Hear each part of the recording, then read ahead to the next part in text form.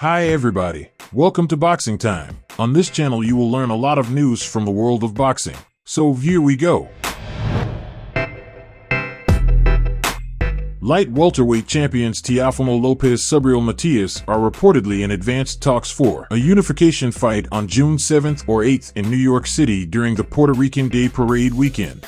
Chris Mannix states that WBO 140 pounds champion Teofimo and IBF champ Matias have had substantive conversations for what would be a highly anticipated fight in June to unify the two belts. As long as Teofimo doesn't price himself out for this fight, we could see an excellent fight this summer. Matias has the pressure style of fighting that could give Teofimo problems, as he struggled in the second half of his fight with Vasily Lomachenko when the smaller, older fighter was walking him down.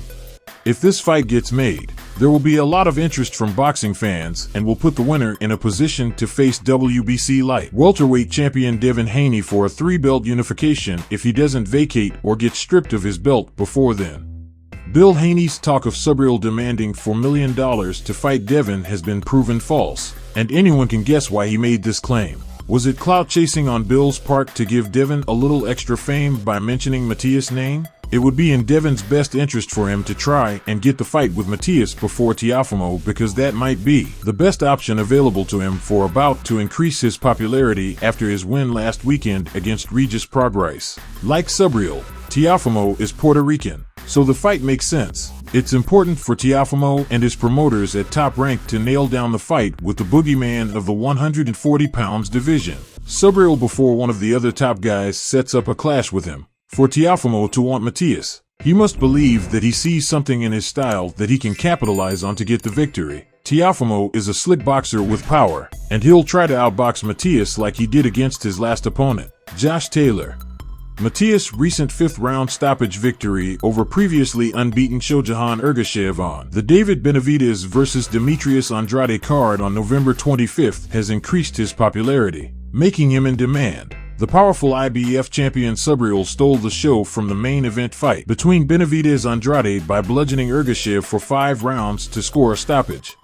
June is a long time to wait for the Teofimo Matias fight to take place, and it could be a problem for the 26-year-old Teofimo, who will be emerging from a 12-month layoff. That's not ideal for the top-rank promoted fighter Teofimo, but it's in keeping with his irregular activity since his big win over Vasily Lomachenko in 2020. The instant fame that Teofimo got from the win, which some felt was controversial, went to his head, and he's only looked good in one fight since against the washed Josh Taylor last June.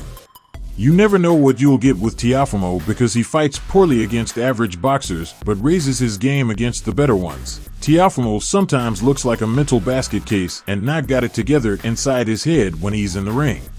It's fair to say that if Teofimo performs against Matias as he did in his fights against Sandor Martin, George Kambosos Jr., and Pedro Campa, he'll be knocked out. Top Rank has got to maximize the fights they've got left with Teofimo to get their money's worth, because there wasn't much fan interest in his last 3 bouts against Josh Taylor, Sandor Martin, and Pedro Campa. Teofimo has been winning lately, but the boxing public has not paid attention because they didn't ask for these fights. If Teofimo loses to Matias, it'll be interesting to see what Top Rank does to salvage Teo's career.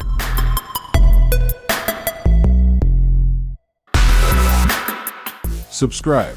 Please like and comment. This is very important for the development of the channel. See you later.